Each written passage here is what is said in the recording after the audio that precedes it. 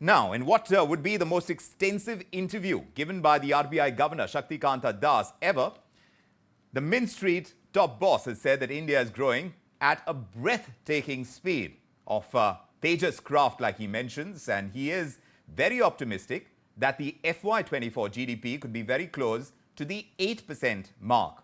And he's spoken about the much-awaited policy rate cut as well. When is that likely to happen? Well, he's emphasized that while the elephant in the form of inflation has gone for a walk, it can return anytime. And so the central bank is monitoring data points very closely before they go ahead and cut those interest rates.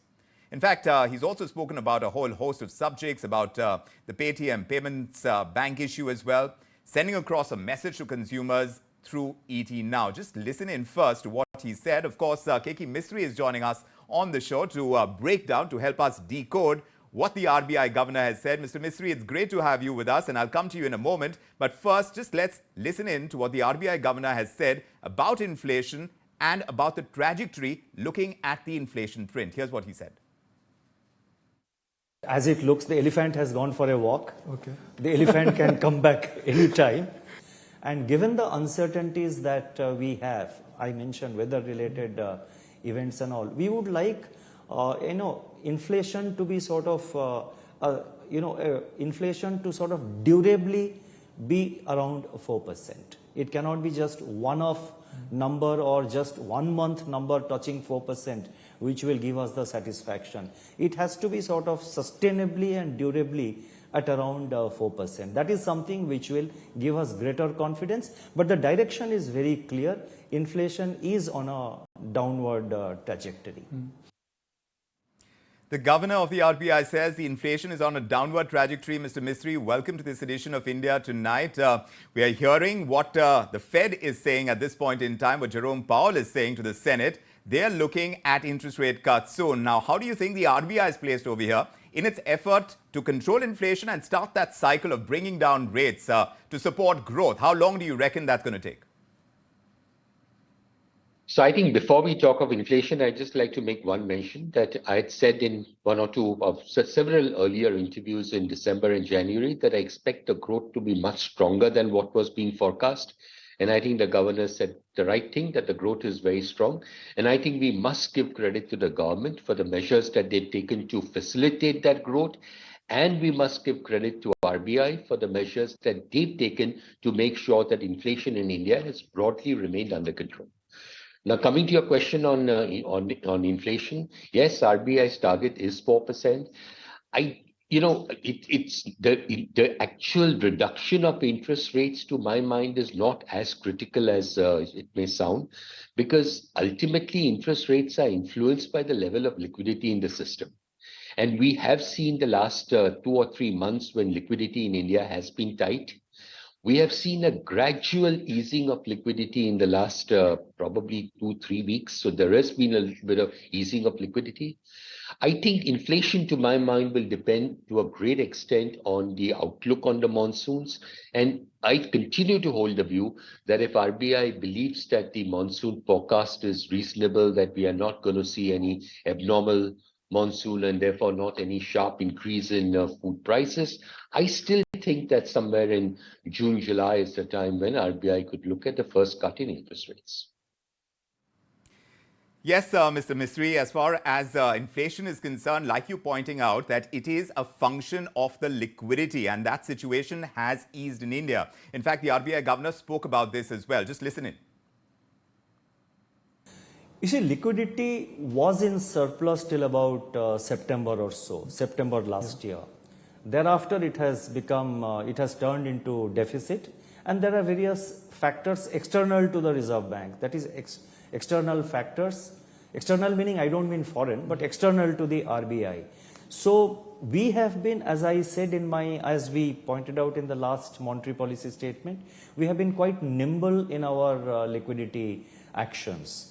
We are almost simultaneously, during the last fortnight or 1 month, we are injecting liquidity by way of variable rate repo operations. We are also periodically taking out liquidity by way of variable rate reverse repo auctions. But for the last 4 weeks or so, I think liquidity has been, liquidity has been in surplus, and that is reflective in the fact that the overnight call rates, call money rates, the overnight call rates, which were earlier hovering around 6.75 to even sometimes touching 6.8, they came down to about 6.6 or so, 6.6, 6.7, and yesterday, in fact, it was below 6.5. Well, Mr. Mistry, you heard what the governor is saying about their liquidity control measures, and that has been effective. But of course, very strong projections when it comes to growth, when it comes to GDP targets, and close to the 8% mark is what the governor has told us. I suggest we listen in to the governor before I come to you about what you make of GDP projections now. There is every possibility of the 7.6% growth for the current year being exceeded. I think there is quite a good chance of the growth GDP number for the current year being very close to 8%. Now, coming to next year, we have given a growth projection of 7%. Other forecasters, including international agencies, have given much lower projections for next year. Well, that's what he makes. It's close to the 8% mark, so exceeding the 7.6% target, Mr. Mistry, and this is exactly what the governor has told us. But there is weakness in rural demand. How do you think that's going to affect growth projections that the governor is speaking about? I have said consistently now for a long time that our Indian economy is extremely, extremely strong. I have been saying that growth targets that we had set that earlier when we had talked of 7 and 7.1 and 7.2, I said the growth will be stronger, and I continue to believe that the growth will be stronger. Green shoots in the economy, yes, there are visible signs of some pickup in consumer demand even in the smaller towns and cities. This is a more recent phenomenon. Having said that, it is true that for a period of time, probably up to December or January, January probably, that the growth in the spending in the rural areas had slowed down. Yes. But to my mind, I think we've started seeing a bit of a pickup in rural demand in recent times, and I expect that pickup to continue.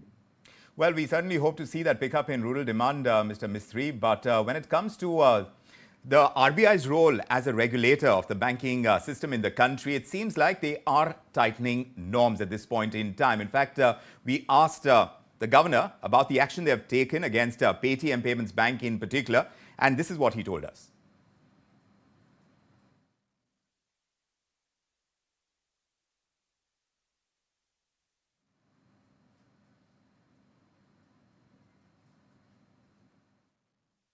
There is correspondence going on between RBI and the regulated entity. In this case, it is the Paytm which you have mentioned. So specifics of where it stands, I would not like to mention. The Reserve Bank's action is against a regulated entity. In this case, the regulated entity is a payment bank. The Reserve Bank's action is not against any fintech company. We have done nothing so far as fintechs are concerned. Fintechs are free to grow. We are supporting fintech companies. We have now deepened our supervision to the extent that we are able to sort of anticipate problems and risk build-up. To be able to anticipate problems and the kind of risk build-up now, the regulatory action, Mr. Mistry, is getting that much more stringent. It's happened against Paytm Payments Bank also of late. We are talking about that strictness coming through for JM Financial. We were talking about other companies as well, where the RBI is getting stricter. What do you make of it? So first of all, I don't want to comment on any specific entity or any specific company. I don't think it's fair or correct without knowing all the background of that company. But RBI as a regulator has been extremely, extremely proactive, and very rightly so. So if you saw in the month of November, when there was an increase in the amount of unsecured lending in the system, RBI came down and increased the risk weight on these unsecured loans to make them a little more expensive compared to what they were, and therefore to marginally slow down the or to reduce the risk that they believed was emerging in the banking system. Now, this was a very proactive step by RBI, because we had not seen at that point of time any deterioration in credit quality of these unsecured loans. And I can also say that even as we speak today, we've not seen any deterioration in credit quality. But to a great extent, that has to be done because of the foresight of RBI in intervening at the right time, coming in at the right time, coming in before any problems arose in the system, and to sort of slow down the growth. So as a regulator, I think RBI has been par excellence. They've been absolutely outstanding in what they've been doing. But this is not with reference to any company on which RBI has taken any action. Mr. Mistry, it's a pleasure having you with us on India Tonight. Of course, the governor has spoken about a whole host of issues, including the inclusion of Indian sovereign bonds and the kind of impact that plays out over there. This makes for a greater discussion, and perhaps we'll do it very soon. But thank you for joining us, for helping us decode what the governor has been telling us exclusively on ET Now. Pleasure.